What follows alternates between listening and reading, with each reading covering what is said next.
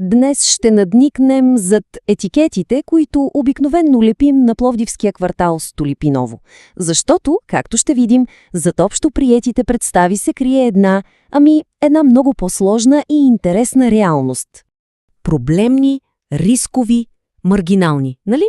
Това са думите, които сякаш автоматично изкачат в съзнанието, щом чуем за Столипиново, Шекер махала или Арман махала.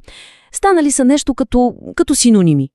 Работата е там, че тези думи не са просто някакви безобидни описания. Всъщност, те правят нещо доста по-сериозно. Те издигат една невидима стена, създават граница между нас и тях и така, на практика, откъсват цели квартали от останалия град.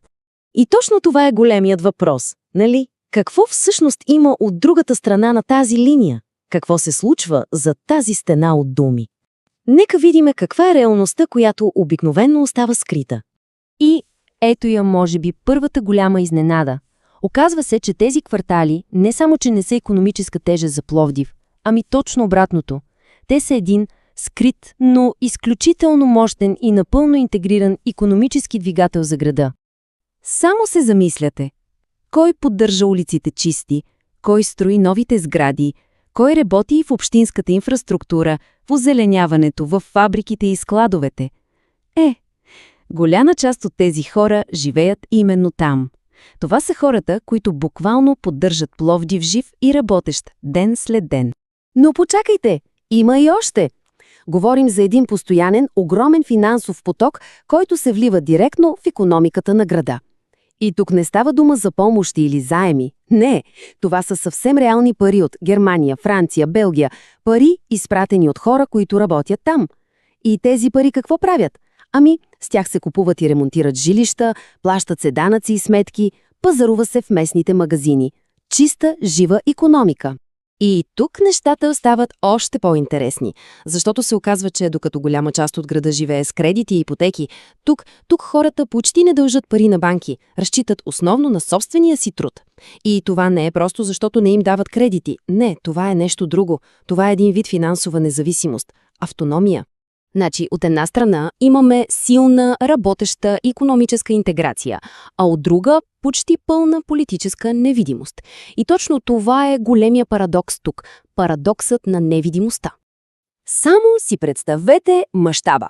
Говорим за около 20 000 души. 20 000! Само в Столипиново. Това са хора с право на глас. Огромен електорален потенциал, нали? Сила, която може буквално да преобърне политическия пейзаж на Пловдив. Да, ама не. Реалността е, шокираща. Вижте това, над 80% от тези хора просто не гласуват. Изобщо, това е една огромна маса от граждани, които са се оттеглили, абдикирали са напълно от политическия живот. И е много, много важно да разберем защо. Защото не става въпрос за апатия. Не е, че на хората не им пука. Не, става въпрос за нещо много по-дълбоко. За недоверие, натрупано с години недоверие. Усещането, че гласът ти просто няма никакво значение. Че институциите са някъде далеч и не работят за теб. Че системата е, глуха. И ето го и последствието, обобщено перфектно. Когато толкова много хора не се разпознават в управлението, то може и да е законно, но в техните очи то не е легитимно. И това вече не е проблем само на квартала. Това е пукнатина в цялата система, която я прави по-крехка за всички. Което ни води до следващия ключов въпрос. Всички тези видими проблеми, които знаем за квартала, те причина ли са за изолацията или са нейното последствие? Хайде да сме наясно. Проблемите са си съвсем реални. Никой не го отрича. Да, инфраструктурата изостава, образованието има своите трудности, престъпност също съществува. Това е факт. Но големият въпрос е откъде идват тези проблеми. И това не е станало вчера. Това е процес трупан с десетилетия. Вижте веригата. Всичко започва от едно нещо – институционално пренебрегване. Когато институциите ги няма инвестиции. А като няма инвестиции, какво се случва? Инфраструктурата се разпада, образованието и здравеопазването не получават пари. И ето така, стъпка по стъпка, се създават перфектните условия за изолация. И това е, може би, най-важният извод от цялата история. Тези проблеми, които виждаме, те не са някакви характеристики на хората, които живеят там. Изобщо, те са просто резултат.